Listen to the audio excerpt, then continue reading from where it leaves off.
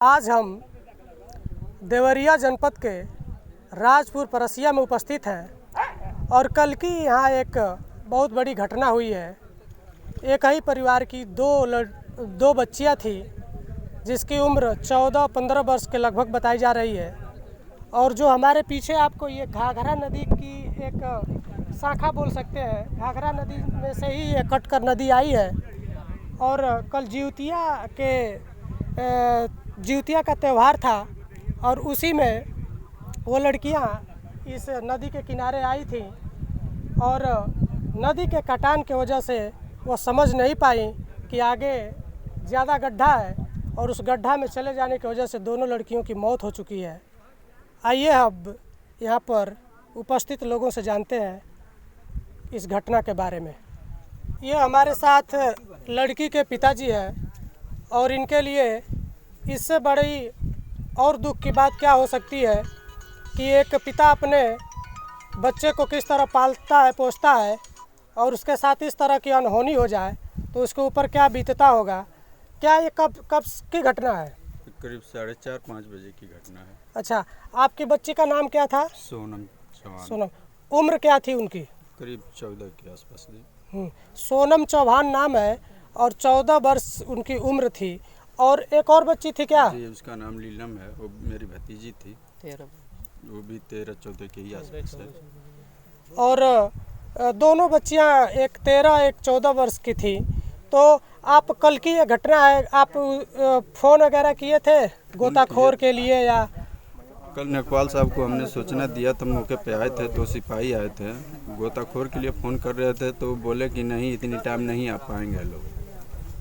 और सुबह इतने टाइम हो गई अभी तक कोई किसी का पता नहीं चला। मैं चाहता हूं सरकार से यही निवेदन है कि आकर भेज करके कुछ इसमें गोताखोर हमारे बच्चियों को ढूंढवाए, मदद करे हम लोग के लिए। हम लोग भाई गरीब आदमी हैं, हम क्या। इससे बड़ी दुर्भाग्य की बात क्या होगी कि कल जब घटना घटती है तो इन्होंने फ़ोन किया गोताखोर के लिए, सरकार से गुहार लगाई कि बच्चियों को ढूंढा जाए।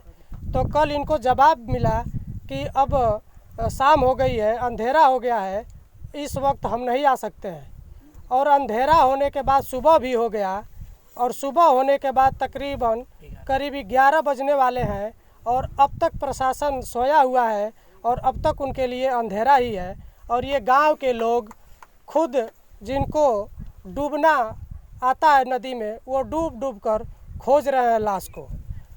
ये लड़की के चाचा हैं और क्या कहेंगे आप? कल की ये घटना है और अब तक आपका कोई मदद करने नहीं आया, क्या कहेंगे आप? क्या कहेंगे,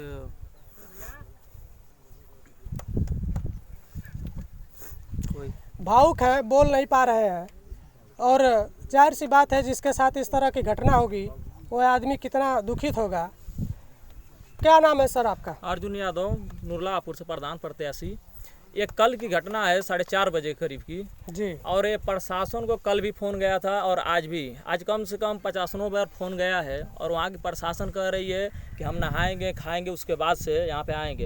ये देवरांचल की एरिया जो है यहाँ पे ना कोई पुलिस चौकी है, ना कोई सुविधा है, कुछ भी नहीं है। फ़ोन करने पर थाना पे, चाहे सेक्रेटरी साहब को, चाहे कनगोई को, किसी को फ़ोन करने पर अब आ रहे हैं तब आ रहे हैं। कल शाम से अभी तक ले करीब मान लीजिए कि 16-17 घंटा हो गया, अभी किसी प्रशासन का कोई पता नहीं है।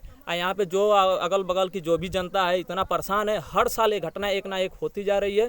किसी प्रशासन की सबसे ज़्यादा यहाँ है कि लापरवाही है।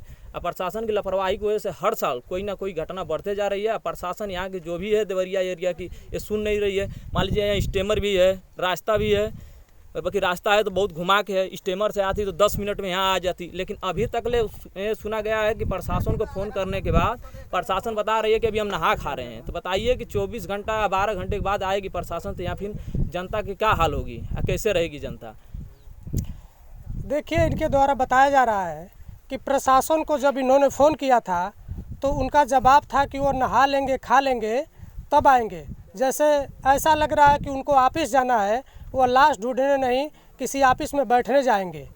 ये दुर्भाग्य है इस देश का।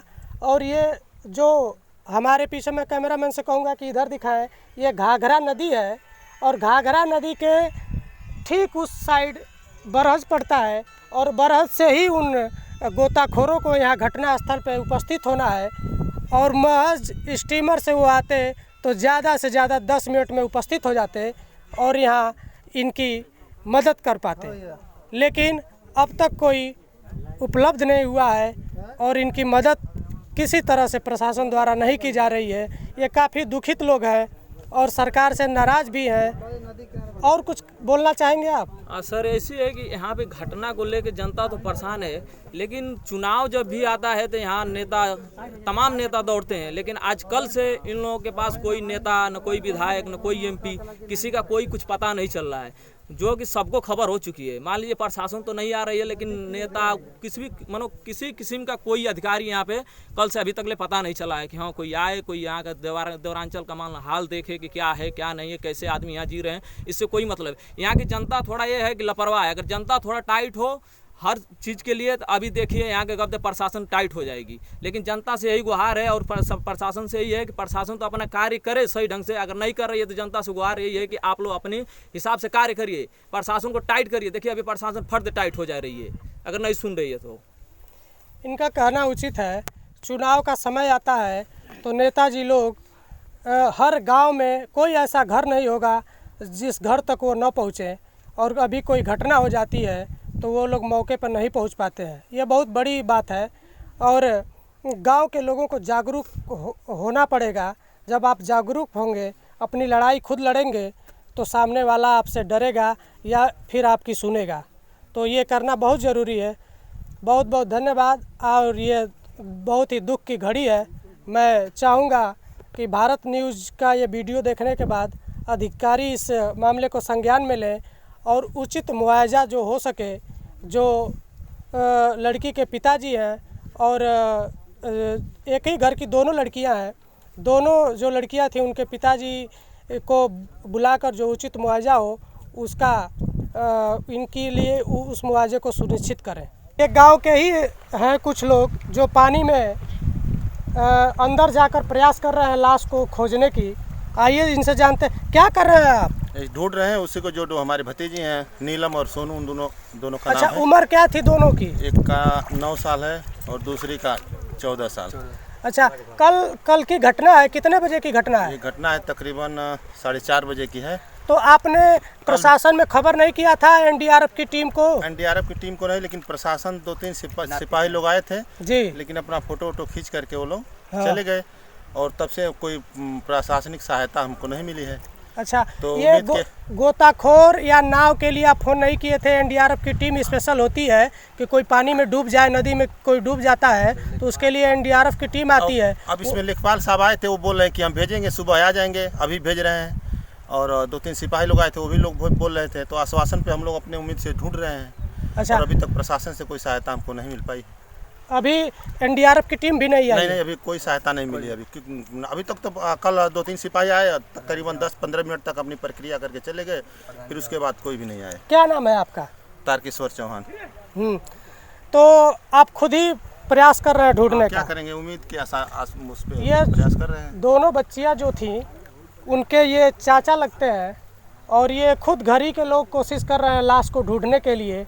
अभी ना कोई एनडीआरएफ की टीम आई है, ना कोई गोताखोर आया है, कोई सुविधा इन लोगों के लिए मुहैया नहीं हुई है अभी तक, और ये लोग खुद ही प्रयास कर रहे हैं ढूंढने का। प्रशासन बहुत लापरवाह है। आज कल की घटना है 4-5 बजे की और अब तक ले कोई प्रशासन की सुनवाई नहीं हुई है।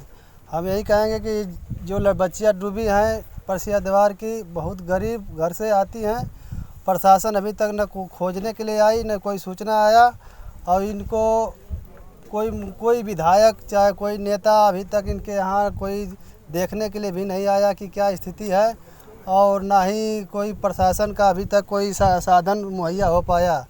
हम यही कहेंगे कि जो भी हो सरकार इसको गंभीरता से ले, और हमारे परसिया दीवार की जनता, सरकार जब आती है केवल वोट के लेने के लिए तो खाली वोट के लिए न देखे, इनको गंभीरता से ले और जो भी हो सके सहायता प्रदान कर सके वो प्रदान करे।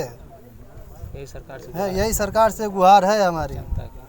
पीड़ित परिवार के लिए ये अपनी भाषा में ये कह रहे हैं कि जो पीड़ित परिवार है वो गरीब परिवार है और सरकार उसकी इस दुख की घड़ी में उसकी मदद करे और यहाँ के जो मंत्री विधायक नेता प्रमुख जो भी हैं वो इनकी दुख की घड़ी में सम्मिलित हों और वो भी कुछ न कुछ मदद